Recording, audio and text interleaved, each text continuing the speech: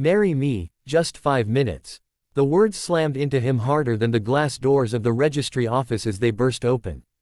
1 second, Adam was juggling a crying 6-year-old on his hip and a folder of rejection letters under his arm. The next he was being dragged forward by a woman in a tailored black coat whose eyes were colder than winter rain. People turned. A clerk gasped. And Adam thought, this is it. I've finally lost my mind. But stay with this story until the very end, because what began as the strangest 5 minutes of Adam's life would quietly change everything he thought he knew about love, dignity, and second chances.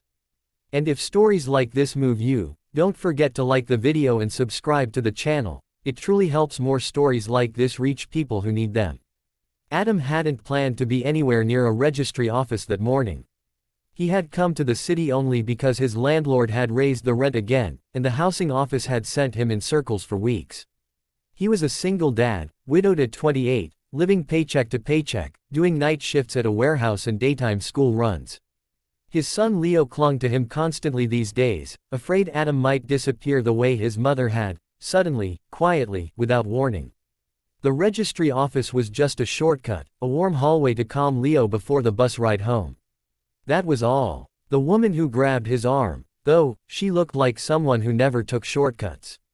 Her heels clicked like a countdown. Her hair was perfectly tied back. Her face showed no panic, only urgency sharpened into command. Please, she said under her breath, her grip firm but not cruel. I'll explain later. Just don't let go. Before Adam could protest, a man in an expensive suit appeared behind them, shouting her name. She stiffened. 5 minutes, she whispered to Adam again, this time softer. I just need 5 minutes of your life. After that, I'll disappear forever. Adam should have pulled away. Any reasonable person would have. But Leo's small hand tightened around his collar, and Adam saw fear flicker across the woman's face. Not fear of embarrassment or money, but the same raw fear he saw in the mirror every time he worried about losing his son. So he stayed. Inside the registry office, time moved strangely. Papers slid across counters. Names were asked. Witnesses nodded without really listening. The woman spoke with authority, but her voice trembled when she said her name, Evelyn Cross. Adam recognized it instantly. Everyone in the city did. She was the CEO. The cold one. The woman who bought companies and closed them in a single board meeting. The kind of person Adam had only seen on news articles and billboards. His hands shook as he signed where she pointed. When it was over, when the clerk smiled and said, "Congratulations," Evelyn finally exhaled. She released Adam's arm like she'd been holding a lifeline. "I'm sorry," she said, and for the first time, her eyes softened. "You didn't deserve to be dragged into this." Adam laughed, a short, disbelieving sound. "You just married a broke single dad with a kid who hates broccoli," he said. "I think you're the one who should be sorry." They stood there awkwardly, husband and wife on paper, strangers in reality. Outside, the man in the expensive suit stared at them, stunned.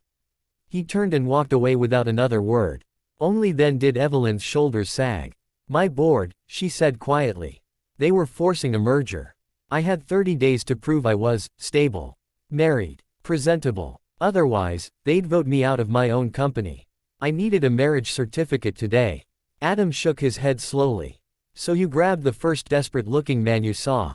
"Yes," she admitted. "Because desperate people understand pressure." Adam looked down at Leo, who was now asleep against his chest, worn out from crying. "And what happens now?" Evelyn met his gaze. "Now I keep my promise. 5 minutes. You can walk away. I'll arrange an annulment." Adam should have said yes immediately. He should have gone home and laughed about this someday. But instead, he heard himself say, "You don't look like someone who walks away easily." She almost smiled. What started as a legal lie became an unexpected arrangement. Evelyn insisted on helping him, temporary housing, better schooling for Leo, stability Adam had never been able to afford. In return, Adam attended a few events, held her hand in public, stood beside her in photographs.